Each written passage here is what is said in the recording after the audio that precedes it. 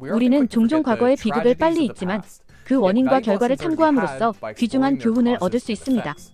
다시 말해, 변화하는 규칙, 제품 및 서비스의 세계에서 역사는 모호함 속을 헤쳐나가는데 도움이 되는 기준입니다. 1999년 그리스 정부는 약간 곤란한 상황에 처해 있었습니다.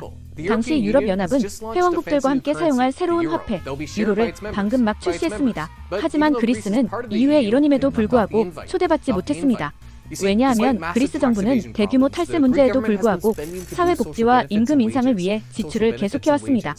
그 결과 GDP 대비 부채 비율이 통화 채택에 필요한 60%를 훨씬 초과하게 되었습니다. 그래서 지출을 줄이거나 아니면 유로 연합에 참여하지 않는 것 중에서 선택해야 했습니다. 물론 세 번째 선택지가 있다면 얘기가 달라집니다. 골드만삭스라는 미국의 투자은행이 아이디어를 제시합니다. 통화 스왑을 통해 정부의 부채 부담을 숨겨 유로 채택 기준을 충족시키는 방법입니다. 약간의 거짓말이 필요하지만 이렇게 하면 나라가 급진적인 개혁을 피하고 유로의 혜택을 누릴 수 있습니다. 서로 윈윈하는 상황이죠. 그래서 그리스는 이를 시도하여 2001년에 통화를 채택하게 됩니다. 통화는 더 많은 무역을 가져오고 유로 통화는 그리스가 유로존 회원국들의 금융력을 통해 부채를 갚을 수 있게 해줍니다. 그리고 정부는 2013년 올림픽을 유치할 만큼 충분한 자금을 마련하게 됩니다. 물론 GDP 대비 부채 비율이 110%를 넘어서고 상황이 조금 불안정합니다. 어쨌든 경제는 성장하고 있고 EU의 자금이 예산 적자를 지원하고 있으며 상황이 계속 유지되는 한 모든 것이 잘 될 거라고 생각할 수 있습니다. 그건 좋지 않네요. 결국 미국의 부동산 위기가 글로벌 경기 침체를 촉발하고 그리스는 기차에 치인 듯 큰 타격을 입습니다. 관광과 해운이 둔화되면서 GDP가 하락하고 2008년 아테네 증시는 65%나 폭락했습니다. 더 나쁜 것은 차입 비용이 증가하고 있습니다. 그렇게 열심히 얻은 그 유로 통화는요? 유로는 그리스가 통화 정책을 통해 안정화되는 것을 방해하고 있습니다. 그리고 상황이 나쁘지 않게 보이기 위해 놀랍게도 2009년에 정부가 회계 조작을 해왔고 예산 적자가 6.7%가 아니라 2배라는 것이 드러났습니다. 맞아요. 원래 추정치의 2배 이상이라는 거였죠. 차입 비용은 급등하고 국가 전체의 신뢰도가 바닥에 깨진 접시처럼 산산조각이 납니다. 2010년 4월 27일 부채 비율이 127%에 달하면서 그리스의 신용 등급은 정크 등급으로 떨어집니다. 그리스는 공공 부채 더미에 잠식되며 파산으로 치닫고 있습니다. 하지만 지평선에 저건 새인가요? 비행기인가요? 아니요. 엄청난 양의 돈입니다. 두 개의 EU 기관과 국제통화기금 IMF로 구성된 트로이카가 그리스를 구제하기 위해 왔습니다. 이는 그리스의 디폴트로 인한 EU의 파장을 막기 위한 노력입니다. 그들의 계획은 그리스에 1,100억 유로를 대출해 디폴트를 피하고 구제금융 자금으로 채권자들에게 빚을 갚는 것입니다. 정부가 세금 인상과 지출을 줄여 국가를 흑자로 되돌리고 이 경기 침체가 극복되기를 기대합니다. 그래서 2010년 5월 2일 트로이카는 그리스에 생명줄을 던졌지만 문제를 완전히 해결하지 못했습니다. 실제로 긴축 조치들은 GDP에 더 압박을 가했고 2011년까지 부채 비율이 172%로 상승하게 만들었습니다. 채권자들이 구제금융 자금을 빠르게 소진하고 상황은 더 악화되었습니다. 트로이카는 더 극단적인 조치가 필요하다는 것을 깨달았습니다. 그래서 그들은 새로운 계획을 세웁니다.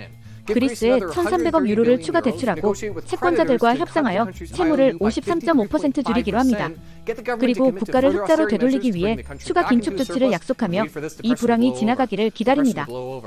그래서 2012년 2월 21일에 트로이카는 역사상 가장 큰 국가 부채 구조조정을 준비하고 그리스에 두 번째 생명줄을 던집니다. 그리고 성공. 이 프로그램은 자리를 잡고 2년간의 추가 세금, 개혁 해고, 임금 삭감 후 정부는 구조적 흑자를 보고합니다. 하지만 잠깐, 그리스가 반격을 시작합니다. 트로이카의 구제금융 조건은 정부가 부채를 관리하는데 도움을 주지만 보시다시피 국내에서는 불안을 일으키고 있습니다. 그리스는 임금 하락, 세금 인상, 실업률이 25%를 넘는 부담을 지고 있습니다. 그래서 2015년 조기 선거가 발생하자 국민들은 40년 이상의 양당 지배를 깨고 변화의 시도를 위해 새로운 반긴축 정당을 선출합니다.